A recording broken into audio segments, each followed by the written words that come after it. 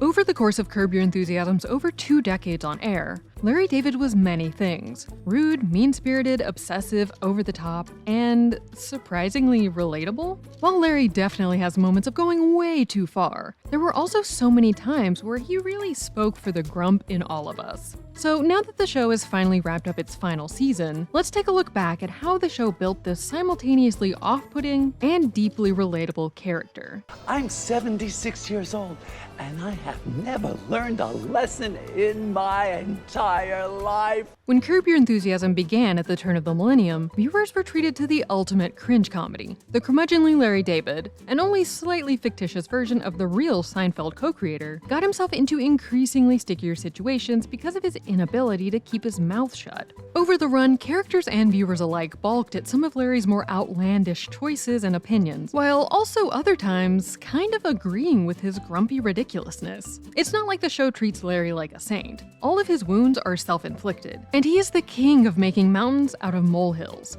Unlike other epic, dramatic shows on HBO, no mobster gets whacked and no somewhat incestuous royals fight for power. Instead, Larry finds himself annoyed by minutia, like a French man parking badly and not knowing his friend put him on speakerphone, and feels the uncontrollable urge to take action. And as we're watching through our fingers, Larry acts as our id, making us think, what if I actually yelled back at the guy who cut me off in traffic? Or, what if I thought my wife was going to die in a plane crash, but when she calls me, trying to say her final goodbyes, I instead badger her about our DVR? I'll come back later this afternoon Oh, because no, it looks like you're geez. really Oh, busy. Honey, I'm sorry. You know what? God, please. He's gonna go. I'm never gonna get him again. Call me back in 10 minutes, okay? What? Larry David always stands up for himself and his needs, and occasionally, sometimes accidentally, sometimes intentionally, stands up for what's right. Take, for example, when Larry buys his girlfriend's flamboyant son Greg a sewing machine, after he's heard so much about the son's love of fashion. It's a sewing machine.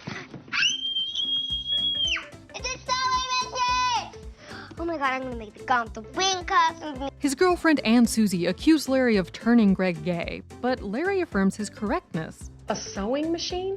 Yeah, he loved it. And in doing so, perhaps without even meaning to, takes a progressive position. He got Greg something he knew he wanted, rather than think of the optics of what that present might make him seem like. Larry committed another somewhat heroic act when a Girl Scout visiting his house gets her first period there. Larry gives her a tampon and, through a closed bathroom door, with some characteristically Larry humor, tries to help her use it. Oh, okay, I got it.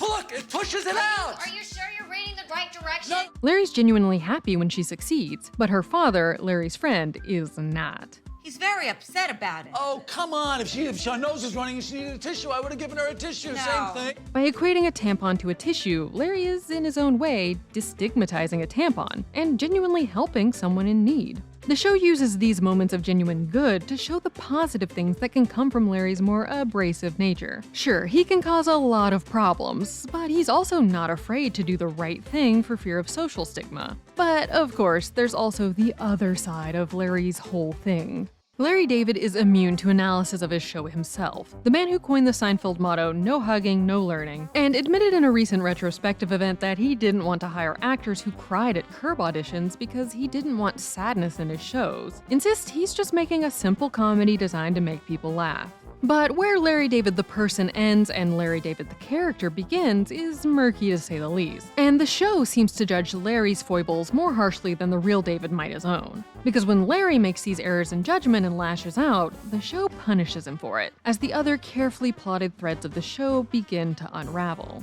Over the course of the show, Larry makes tons of mistakes, some of which he owns up to, and some which make him feel even more indignant. The show often towed the line between holding Larry accountable and letting him off the hook, but whether he ever actually learned anything or grew as a person is a different question. And the answer is no.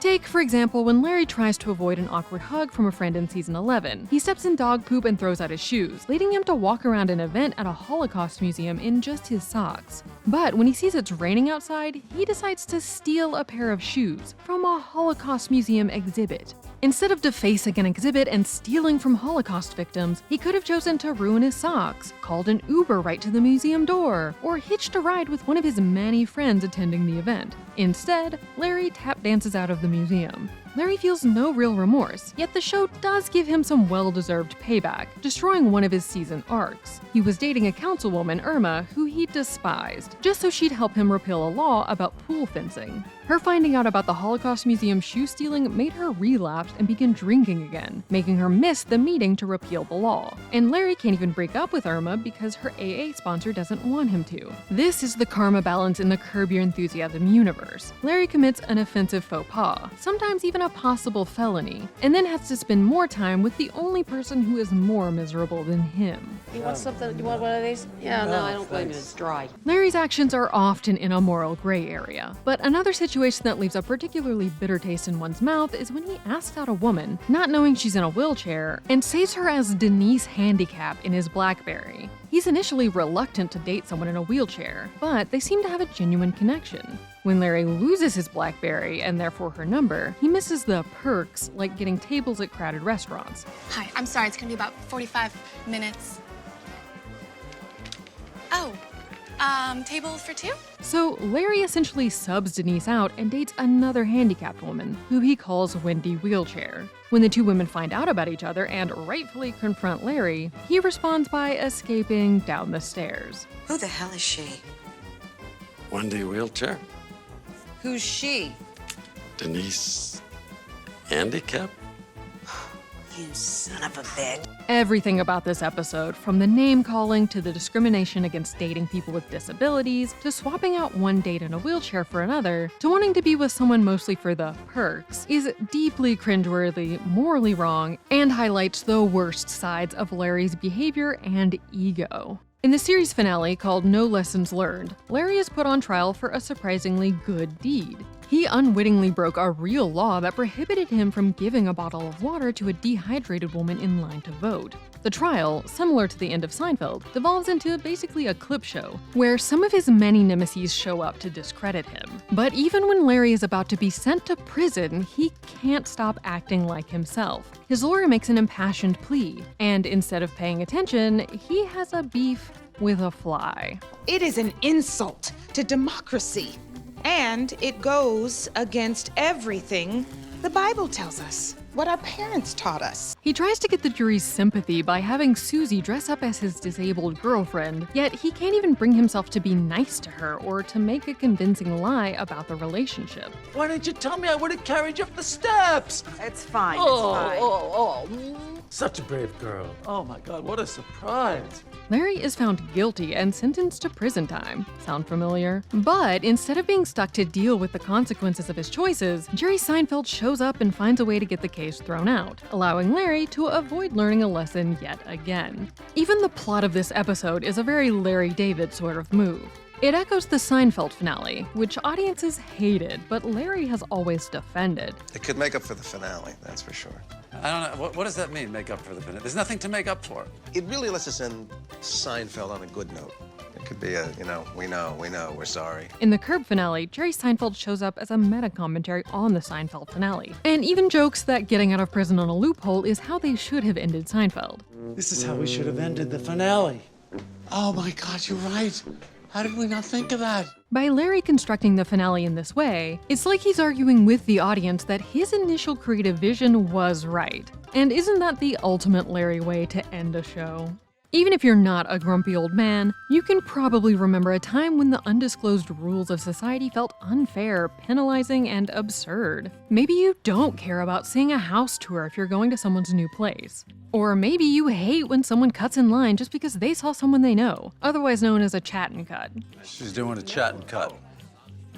Chat and cut. Really? So she's feigning familiarity with someone she vaguely knows for the sole purpose of cutting in line. Positive. For the past 30 plus years with Seinfeld and now Curb, Larry David has perfected the idea of finding the underpinnings of society and pulling them out. Larry rejects the idea of social cohesion, of everyone acting a certain way because it's the nice thing to do. To ask, selfishly yet correctly, what am I getting out of this? And in some cases, him being nice actually ruins his day, making him double down even further. Larry can't hold an elevator door open for a fellow patient at a doctor's office because her getting there first means she's getting seen by the doctor before him. There's no need to get upset. We have a policy in this office that you are seen as you sign in. That's What is it like a bakery? You pick a number and the first number yes, goes? Basically it's first come, first serve. In his own way, Larry is the epitome of no good deed goes unpunished. And so his often selfish, but not technically wrong, seeking of some type of justice connects to us as the audience on a deep level. Even though we'd never go all out like Larry,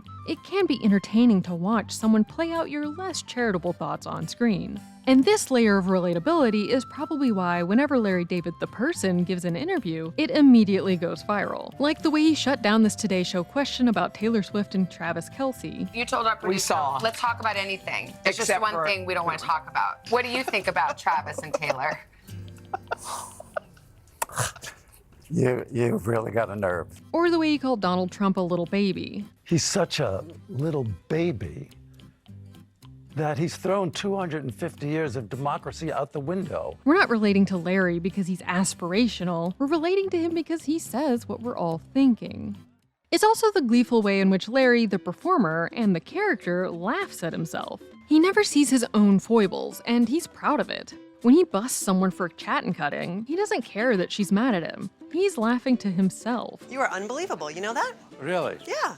Yeah, because you know what? You just have to, that's your job here is to bust people as they come through so that you can. And look, you just did it again. In the finale, he happily tells the child in the hotel lobby that he's never learned a lesson in his life. In a society that often shames people for being who they are or expressing their opinions, Larry, through his great position of power and privilege as a rich, accomplished, famous man, doesn't have to feel shame or regret. He's in the eternal world of a sitcom character, rejecting any negative feelings toward himself, laughing his way to the bank. While it is grating that the vast majority of us don't share that freedom, it can be fun to watch and live vicariously through. And as the series ends, we're comforted by the show returning to its familiar rhythms. We see Larry and his friends back on a plane arguing about minutia for forever and ever. Why didn't you use the overhead light? Just let her keep the shade up. I'm trying to watch a movie. All I see is glare. It's like I'm watching a radio right now. That's the take. Click here to watch the video we think you'll love, or here to check out a whole playlist of awesome content. Don't forget to subscribe and turn on notifications. And make sure to subscribe to our Patreon for exclusive new videos.